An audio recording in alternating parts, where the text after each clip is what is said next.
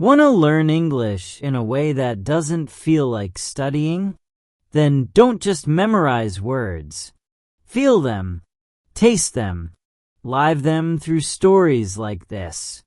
Your brain connects better when it's engaged, when it's inside a real moment, not stuck in a grammar chart. So if that sounds like your vibe, hit like, subscribe, and get comfy. Because today's story takes us to Rio de Janeiro. And trust me, it gets wet.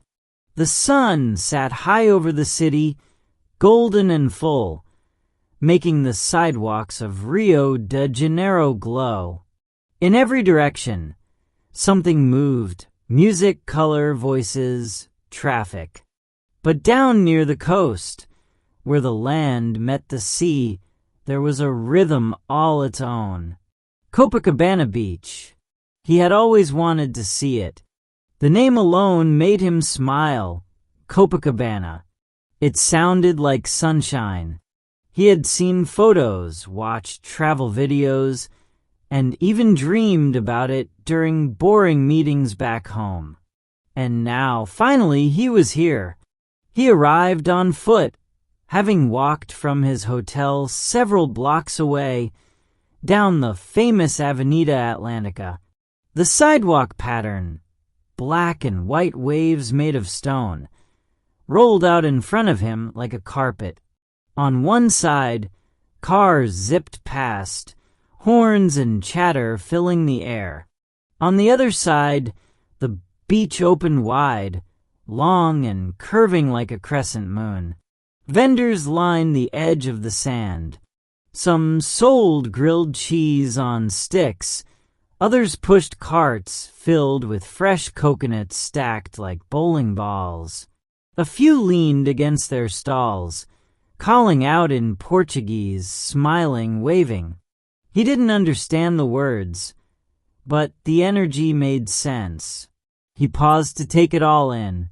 The sky stretched wide, no clouds, just pure blue. The ocean sparkled, sunlight dancing across it like glitter. Mountains sat in the distance, soft and green, and in front of him, Copacabana herself.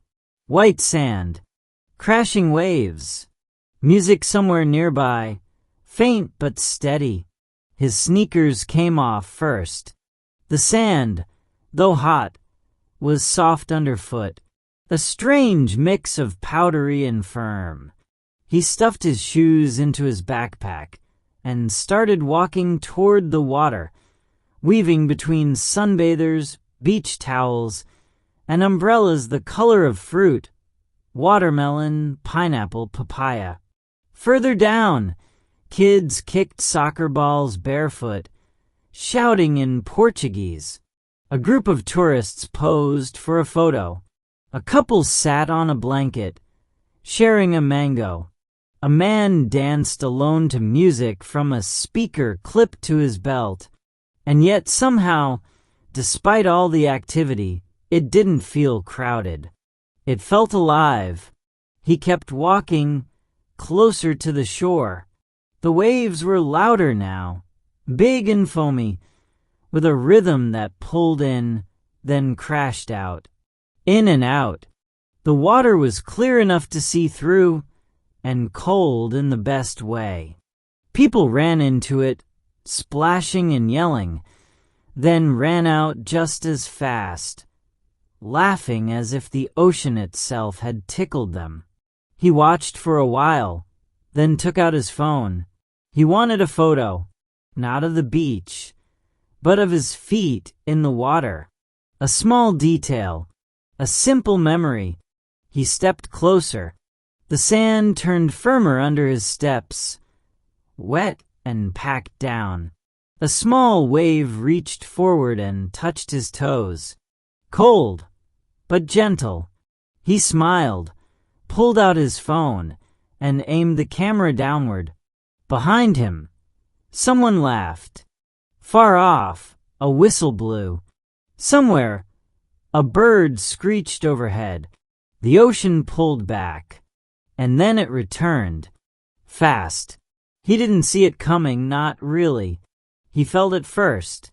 A rush of cold water wrapped around his legs, strong and sudden.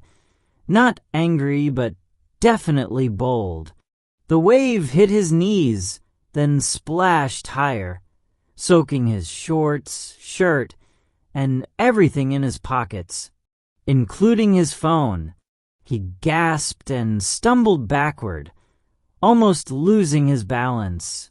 His phone slipped in his hand. For a second, it looked like it might fall. But he grabbed it. Tight. Too late. Water covered the screen. His shirt clung to his chest. Sand filled his shoes, even though they were inside his backpack. And his face. It was frozen somewhere between shock and laughter. People nearby noticed. A few smiled. One guy nodded as if to say, "Yep, happens all the time." A woman gave him a small thumbs up, her face sunburned and kind. He stood there dripping. Then, finally, he laughed. He walked back to dry sand and plopped down on his towel. His backpack was soaked. His phone still worked, but barely. The screen was slow to respond, and salt water made it sticky. He wiped it on his shirt. That didn't help. Next to him, a vendor pushed a cart of snacks and cold drinks. He pointed at a coconut, nodded, and handed over some money. The vendor chopped the top off with a few quick swings and dropped a straw inside. The coconut water was sweet and cool. He sipped it slowly, legs stretched out in front of him. The sun dried his shirt little by little. The sand stuck to his arms. The ocean kept moving, as if nothing had happened. And in that moment, he noticed something. He wasn't thinking in his native language. Every sign he'd read, every small choice he'd made, the words he'd understood, the instructions he'd followed, all of it had happened in English. He hadn't even realized. That wave hadn't just soaked him. It had surprised his brain into using everything he'd learned, reading, reacting, problem-solving, all in another language, not from a textbook, from life. That was the thing about travel. It taught you by accident. You came for the view, but you stayed for the growth. You got wet, but you came out stronger. And maybe that was the whole point. Did you feel like you were there? Could you see the waves? Taste the salt? Feel the surprise? If so, then guess what? You just practiced real English in a way that sticks.